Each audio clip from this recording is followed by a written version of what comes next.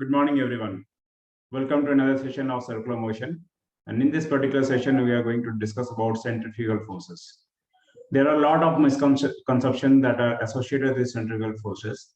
Like one may think that whenever a body is in circular motion, some kind of forces that start acting on the body, which try to take the body out of the circle, that is called centrifugal forces.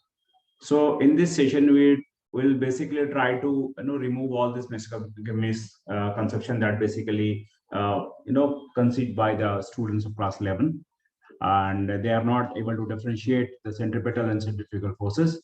Sometimes I have seen the people try to apply two kind of forces, one towards center, that is the centripetal forces, and one away from the centrifugal forces, away from the center, that is called the centrifugal forces. So without much ado, let's jump into the topic and try to get away with this misconception.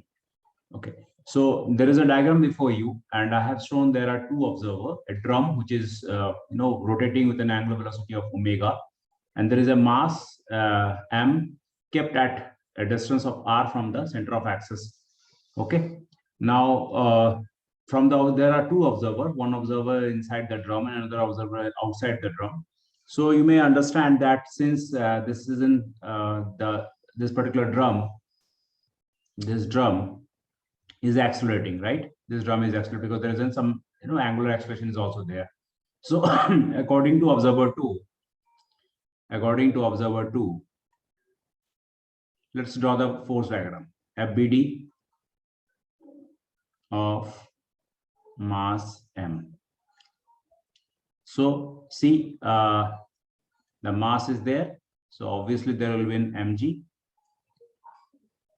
and there will be a normal force from the surface of contact. Now this mass is not moving sideways, so there has to be some friction. Okay, because this is moving in a circle, and there is an angular velocity, the constant angular velocity is there. So we may understand that there is some kind of friction that is acting towards the center. Okay, so this is the static friction force. This is static friction force. So from observer 2, he will say, since the mass m is moving in a uniform circular motion,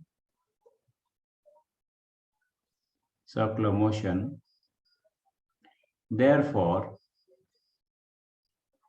static friction force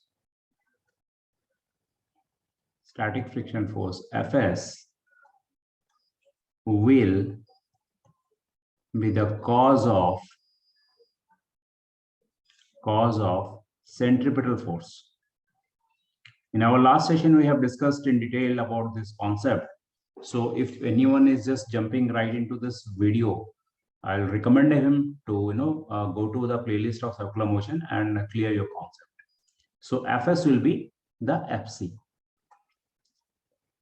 Okay, so Fs we may write as mv square by r or mr omega square. Sorry, there is a bit of cold here.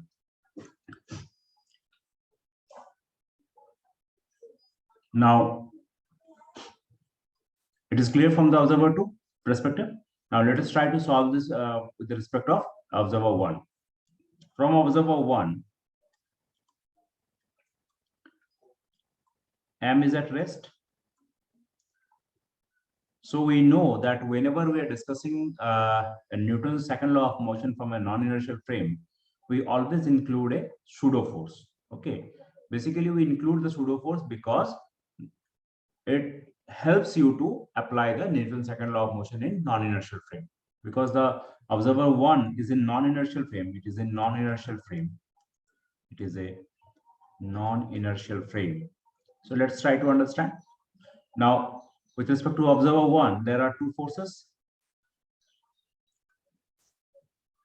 There is N is there is mg is there. Now, observer 1 is also finding that there has to be some forces. Okay, now there is an acceleration is towards the center, right? This is the acceleration of frame.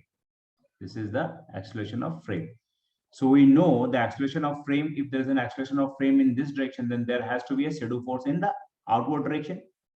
This will be m of acceleration of frame. Okay, then this acceleration of frame has to be countered by some forces. So we know the friction is also acting. Static friction force is acting. This MAF, where m is the mass of body and AF is the acceleration of frame. Acceleration of frame is towards center. Okay, so we may write it as mv square by r as well. But you see the direction of this particular force and this particular force is different. The definition is also different.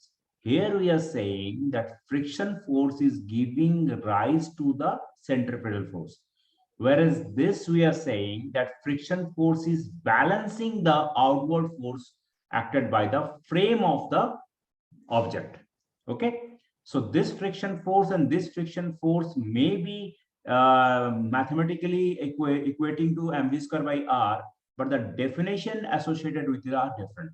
मैं फिर से बोल रहा हूं, यहां मैं ये कह रहा हूं कि फ्रिक्शन फोर्स के वजह से सेंट्रीपिटल फोर्स पैदा हो रहा है, जबकि मैं यहां कह रहा हूं नॉन इनर्शियल फ्रेम के रिस्पेक्ट में ये कह रहा हूं कि फ्रिक्शन फोर्स जो है वो हमारे फ्रेम के फोर्स को और सूडो फोर्स को बैलेंस कर रहा है.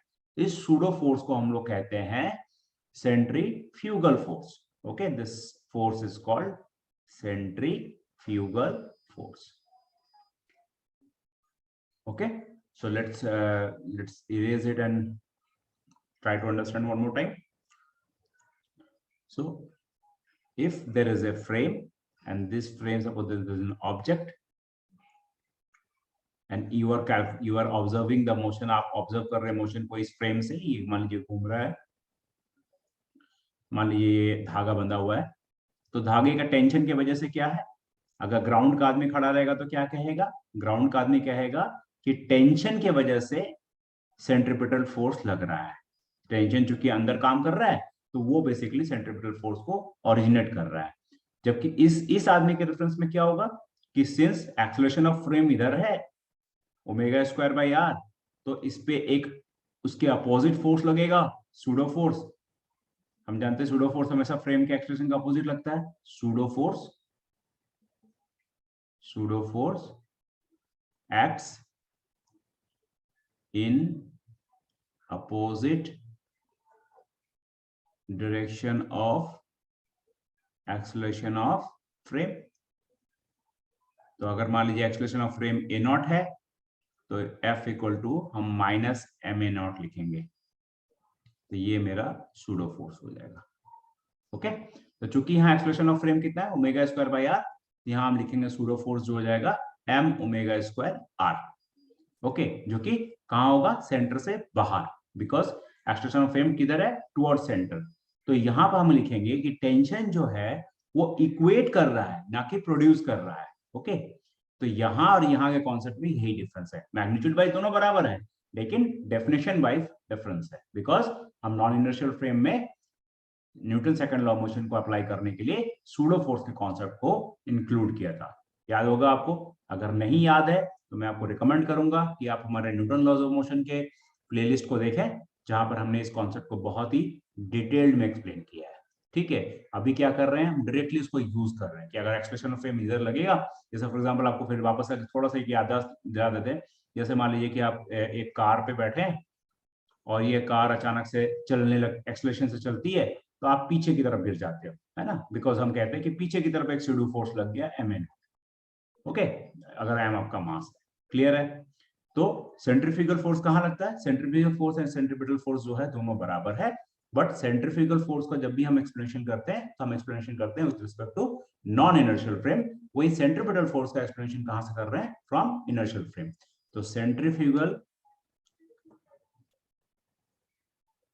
Force is equal to centripetal force, इसमें कोई डाउट नहीं है. But this applies in non-inertial frame and this applies in inertial frame. तो याद रखिए एक ही साथ दोनों को नहीं लगाना है. जब आप मोशन को डिफाइन करना चाहते हैं, मोशन के फ्री बॉडी डायग्राम को आप ड्रॉ कर रहे हैं नॉन इनर्शियल फ्रेम के रिस्पेक्ट में, तो आप ये सेंट्रीफ्यूगल फोर्स का कॉन्सेप्ट लगाएं. अगर आप उसको ग्राउंड के फ्रेम में या किसी स्टैटिक फ्रेम के रेफरेंस में कर रहे हैं तो इनर्शियल फ्रेम लगाएं. With this we cleared the concept of centrifugal force. Hope you don't have any doubts in understanding this concept. Okay, if in case you are having some doubts still after explaining all these things, please do reach to us via our mail or even drop your comment. Okay, in the comment sections also. We'll be happy to help you. And with this, we are done for the day, and we'll come back with a new topic of circular motions, where we'll be going to discuss some very important problem related to your future engineering examination, JEE and Triple T. Thank you and have a great day.